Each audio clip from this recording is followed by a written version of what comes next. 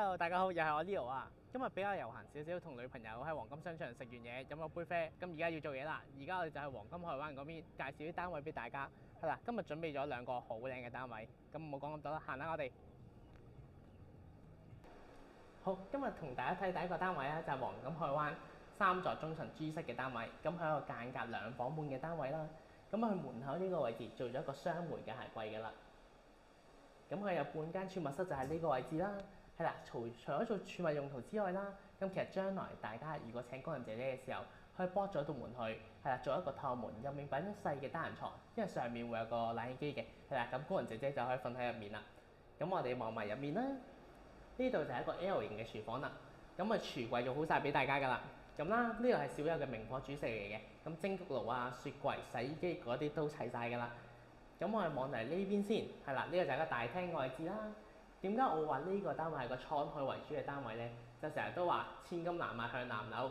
咁前面啊就係一個向南正南嘅遊艇徑啦，下面就係有少少蒙地卡羅屋仔啦，同埋中月灣嘅泳池。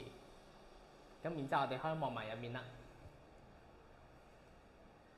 入面洗手間嘅位置喺呢度，係啦。咁最大嘅賣點就係呢個單位2房半，600零萬可以買到有一個名次嘅單位，有窗嘅，係啦。下面就有浴缸啦。咁然之後，客房呢個位置都係一個向南嘅景緻嚟嘅。好，咁我哋最尾望落主人房啦。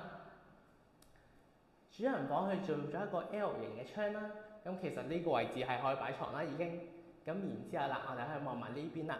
呢邊就係個凹咗嘅衣櫃位，係啦，咁之後大家放衣櫃就放呢度啦可以。咁其實呢個景都好靚嘅，因為咧右手邊就係望翻我哋會所嘅泳池啦，左手邊就係望翻啱我向南嘅遊艇徑嘅，係啦，所以呢間其實我覺得係性價比超級高嘅。大家之後我哋一陣再睇第二間。好，啱啱同大家睇一個2房半嘅單位啦，咁事不宜遲，同大家睇埋一個全海景嘅2房單位。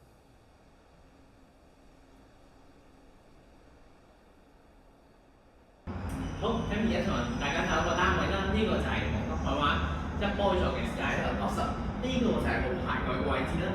咁我哋望翻呢度就係開放式嘅廚房啦，係啦，明火煮食啦，咁焗爐、洗衣機、雪櫃齊晒㗎啦。呢個位置就係一個飯廳嘅位置，係啦，咁我哋可以行埋過嚟呢邊，係啦，呢邊嘅話咧其實就係做咗客廳啦、梳化位置啦，咁然之後呢邊對面就擺電視櫃，咁呢個單位啦最殺食嘅位置就自然係有景啦。咁我可以出嚟望一望，係啦，呢度係向住西南嘅，呢個海景我其實真係冇得輸㗎啦，同價錢市場冇乜盤可以同佢比較。下面咧係啲津寓嘅屋仔嚟嘅，咁所以基本上唔會有嘢再遮擋你哋嘅海景㗎啦。之後，好，咁我哋而家再入去望一望啦。我哋而家行入去客房嘅位置望一望先。嗱，呢度就係客房嘅位置啦。咁大家望一望啦。好，咁我而家再入去望埋洗手間嘅位置啦。係啦，浴室寶啊，所有嘢都做好晒㗎啦。咁最後主人房呢個位置，係啦，我哋主人房呢個位置啦，入面呢度係做咗個衣櫃嘅位啦。咁床方面咧就可以擺翻嚟呢邊啦。係啦，咁個景一樣都係望翻海景嘅。